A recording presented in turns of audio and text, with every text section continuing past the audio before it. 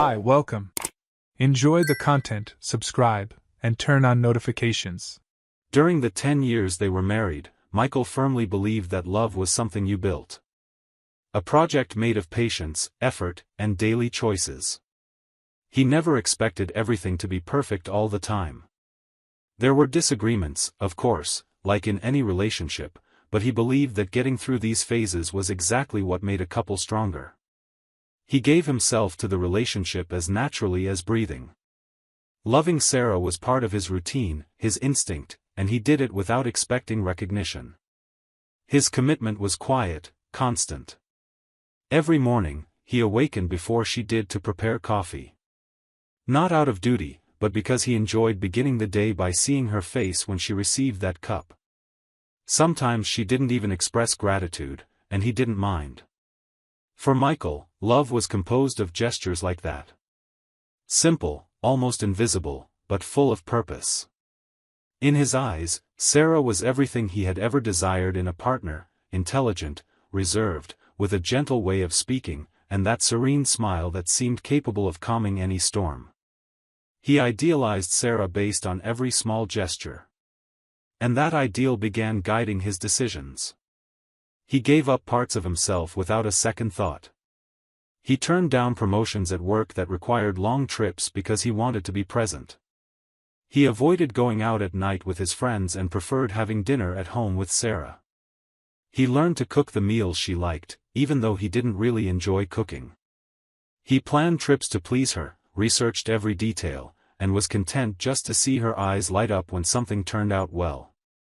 The love he gave was so deep that sometimes he forgot to ask himself if he was receiving the same in return. From the outside, the couple seemed stable. No big scandals, no constant fights. But for Sarah, that stability gradually turned into predictability. And predictability in the end turned into boredom. Yet Michael didn't notice. He was too busy being the husband he believed she wanted. Their conversations dwindled over time, but he thought it was just the natural pace of married life. Physical affection became rarer, and he thought it was just job stress. The silences grew, and he took them to mean comfort, the kind of mature silence where just having the other person there was enough. He never once considered the possibility that he was loving alone. It never crossed his mind that Sarah was drifting away emotionally. After all, she was still there, sharing the same bed, going to social events together, making daily decisions together. Her absence was too subtle for him to interpret it as a warning sign. And deep down, Michael kept believing that what they had was strong enough to last a lifetime. Sarah, on the other hand, never openly complained. But she also didn't show any enthusiasm for Michael's efforts. When he arranged special dinners, she said she was tired. When he gave her flowers, she'd offer a quick smile and leave the bouquet on the table without much comment. Even so, he kept trying. He believed it was just a phase, and that phases pass. For years, Michael carried alone the love he believed was shared. And the cruelest part of it all was that he never realized how much of himself he was giving up. He was so focused on keeping the relationship alive that he forgot to look inside and ask himself if he was still happy. If he still recognized himself in that man who acted more out of habit than desire, who smiled beside someone who was slowly becoming a stranger. In his view, they were just facing the usual challenges of married life. And he put up with everything because he believed real love demanded sacrifice. But while he sacrificed time, dreams, and even his own identity, Sarah was silently distancing herself, and all of that would remain hidden like a crack behind a wall until the day something or someone brought into the open what he refused to see. That night, Michael decided to come home early. He had spent the whole day thinking about Sarah, about how things had seemed a bit distant between them over the last few weeks. He decided on a simple surprise. He bought a bottle of her favorite wine and a slice of apple pie, which they used to share during calmer moments in the past.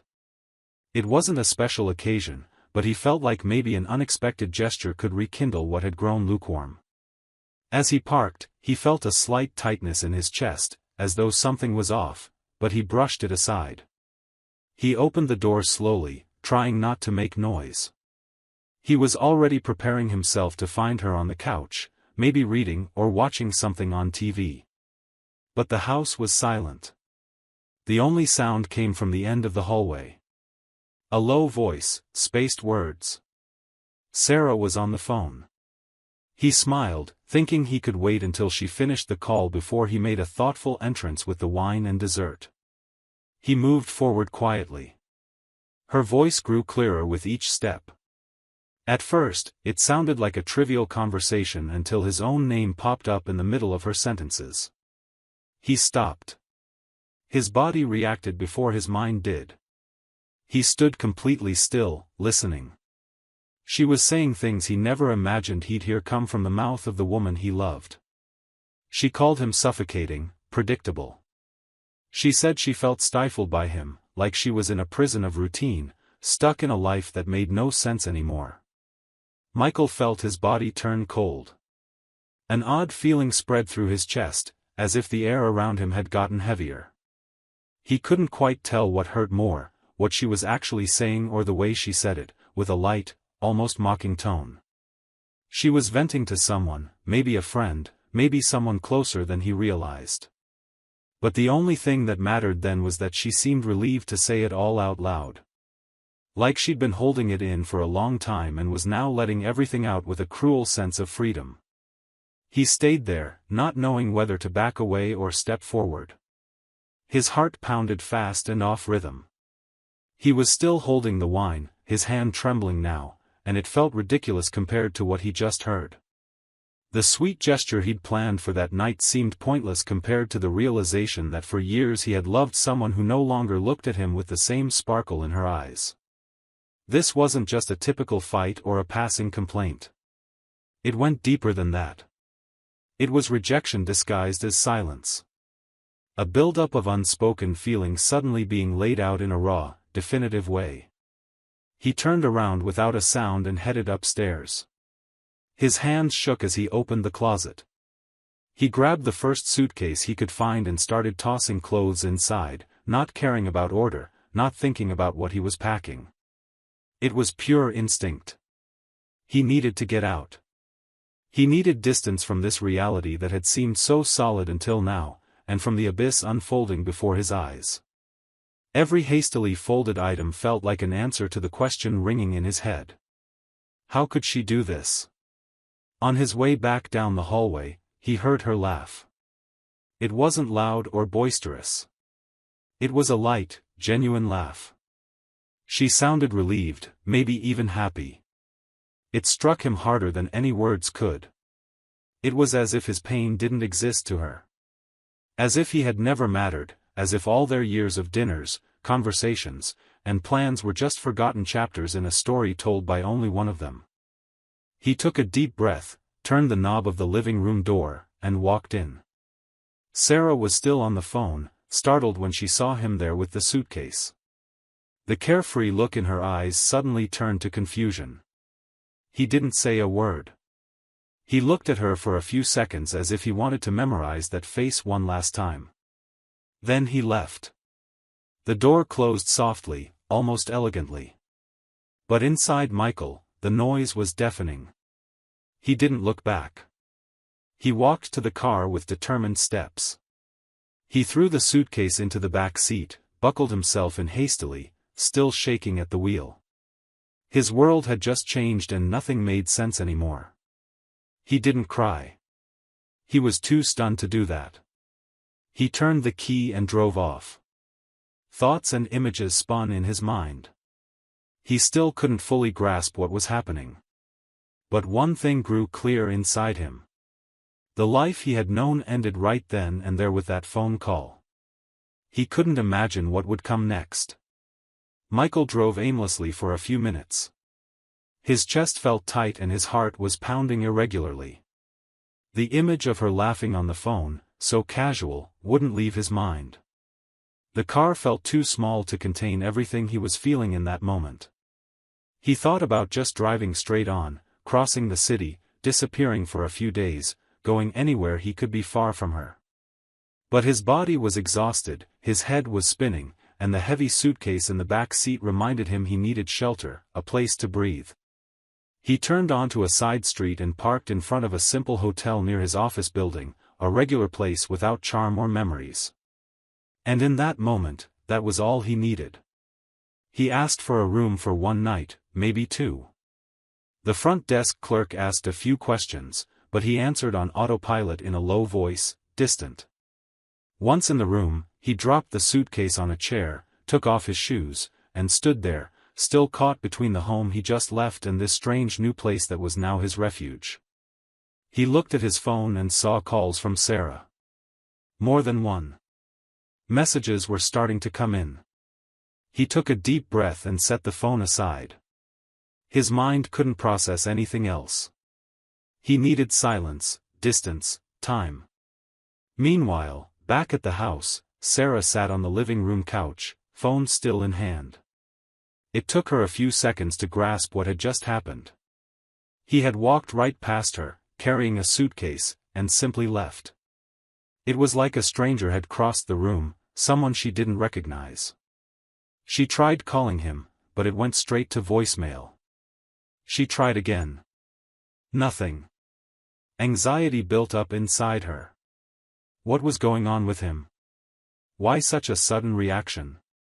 She wasn't used to seeing him like this. Michael was always calm, rational, someone who preferred to talk things out before making any decisions. His silence now hurt more than any argument would. She got up from the couch and walked around the house, looking for any sign of what might have caused him to leave so abruptly. She went to the bedroom and saw the empty space in the closet, doors left ajar, clothes missing from the drawers. The suitcase was definitely gone. He had left with intent. None of this felt like an impulsive move.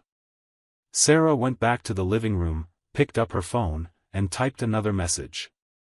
She asked if he was okay, begged him to call, said she wanted to understand. Still silence. She paced back and forth, trying to make sense of his behavior until her eyes landed on the coffee table. She froze. Sitting there was a bottle of red wine and a still-sealed box of apple pie. Her heart started pounding. She took 2 slow steps toward the table, looking at those objects as if they were out of place in time. They hadn't been there before. He had come home, brought them with him. A gift, a gesture, a surprise. Sarah closed her eyes and backed away a bit as though trying to avoid the conclusion that was forming in her mind. She was still holding her phone, but she wasn't trying to call anymore. The weight of that discovery pushed her down onto the couch. She sat slowly, staring at the wine and the pie with an expression that mixed shock and guilt. He heard her. Sarah brought her hand to her mouth, eyes wide, mind returning to the conversation she'd had minutes earlier. Every word she'd said about him now echoed in her head like a harsh verdict. Michael had heard it all. He was there when she spoke about him that way. He was right there, and he left without saying a word because there was no need to say anything. She stayed there sitting, looking at those objects as though they were accusing her. And in a way, that's exactly what they were doing. Michael woke up before his alarm went off. He spent long minutes staring at the hotel room ceiling as though waiting for some answer to appear there. His night had been interrupted by thoughts mixing past and future, but the present was what really hurt. He picked up his phone, dialed his boss's number, and quietly asked for a few days off. He didn't give any details, just said he needed time. The direct tone, unusual for him, was enough to be respected. When he hung up, he felt a small relief. For now, he didn't have to deal with deadlines, meetings, or demands. He threw on any clothes he could find and left the hotel without a specific plan. He thought about moving to another city, maybe starting over in another state. He no longer felt like he belonged in the place where everything had happened. His memories, one by one, were now tinged with bitterness. Everything that once felt like home now hurt. He walked around the nearby streets until he saw a cafe next to the building where he worked. He knew the place, but rarely went in. He walked inside and chose a table by the window. He ordered a black coffee. The waiter set it down quietly, respecting that lost look that said so much. Meanwhile, Sarah had run out of ways to reach him. She spent the entire morning pacing, eyes on her phone, waiting for a response that never came. With each passing minute, her guilt grew. She decided she had to do something. She wanted to see him, needed to look him in the eye and say everything her pride had kept inside for too long. She grabbed her car keys and drove to his office. She walked quickly through the reception area and asked if Michael had shown up that morning. The receptionist checked the system and kindly replied that he called in early to take a few days off. He's away for now. Sarah thanked her, surprised. She'd imagined he'd be there carrying on as if nothing had happened. But no, he was gone, too. And that information hit her harder than she cared to admit. Leaving the building, she walked slowly, her eyes scanning the street. Then, almost by reflex, she looked toward the cafe next door. She spotted his silhouette through the window. He was sitting by himself, staring into his cup as if he were trying to find some logic there. She crossed the street with her heart pounding, pushed the door open, and went to his table. Michael sensed her coming before he saw her. The reflection in the glass gave her away. When she sat down, he didn't say a word. He just watched her closely. Sarah took a deep breath. She said she needed to apologize, that replaying that night in her head made her see how unfair she'd been. She said she'd spent hours thinking about everything, and the more she thought, the more she realized how much she'd lost control of what actually mattered. He stayed quiet, his eyes locked on hers, not angry, but resolute. Then he spoke, just one sentence. "Tell me the truth." Sarah bit her lip and hesitated. She said that if she told him everything, he might never want to see her again. She was scared. She thought maybe it was already too late. But she still had to tell him because when he walked out the door, something in her broke. She felt an emptiness so huge she could hardly breathe. And in that emptiness, she could clearly see how little she had valued what she had. She said she wanted to try again, that she still believed in them, but she couldn't do that without being honest. She closed her eyes for a moment, took a deep breath, and then barely above a whisper, said, "I'm going to tell you everything." Michael remained silent, waiting. She took one more deep breath, her hands clutching the fabric of her pants at the knees, as if summoning the courage to speak the truth she'd already decided on. She looked at Michael for a few seconds before finally speaking. She said there was another man, that over the last few weeks she'd been involved with someone she met at the gym. Her words were harsh, slicing through the air between them. Michael showed no reaction. His eyes were unblinking, yet they didn't shift away. Sarah explained it wasn't love. It was loneliness. A void she tried to fill with quick, fleeting attention. She said she was confused, lost inside herself, and that it just happened. She insisted she wasn't making excuses for her mistake. She admitted she was selfish, immature, and that she'd rather run from her own pain than face it. She said she was telling him now because she wanted a fresh start. She couldn't do that while holding on to this burden. She said she loved him, that his absence felt like a knife twisting inside her. That she wanted to erase everything and do things differently. She promised. She said she'd break it off with the other man. That she wouldn't see him again, would cut him out completely. Michael listened without interrupting. The coffee in front of him was already cold and untouched. His hands were on the table, steady, but there was a tension in his body that Sarah had never seen before. When she finished, he just stood up slowly. He picked up his phone, slipped his wallet back in his pocket, and pushed in his chair without making a sound. He looked at her one last time and said in a firm voice, "Please don't contact me anymore. My lawyer will be in touch." He turned and walked out of the cafe. Sarah stayed behind, tears welling up, her body frozen in place, those words echoing in her head. The door closed behind him, and then there was only silence. 2 months later, Michael was living in another city, far from the places where his old memories still stung. He'd asked for a transfer at work, and it was granted easily. He traded his apartment for a smaller house on a quiet street surrounded by strangers who didn't ask about his past. He started going for morning runs. He discovered a new coffee shop where the barista remembered his order by the second week. The days still brought memories, but now he could breathe.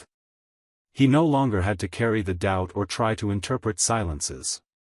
He was no longer driven by the urge to save what had already broken. He was guided by the desire to rebuild himself. One morning he was sitting on a park bench, a book open in his lap, a cup of coffee in his hand, watching people come and go. Children were playing, older folks were talking, couples were laughing. There was something peaceful about it all, something he hadn't felt for a long time. He no longer thought of Sarah with anger, but with acceptance. The love he'd given, the devotion he'd shown, the man he'd been, all of it was still part of who he was. But now there was something more. There was peace. And that peace didn't come from having someone else by his side. It came from finally choosing himself. Thank you for watching the video. If you enjoyed it, don't forget to subscribe to the channel and turn on notifications so you won't miss any updates. See you next time.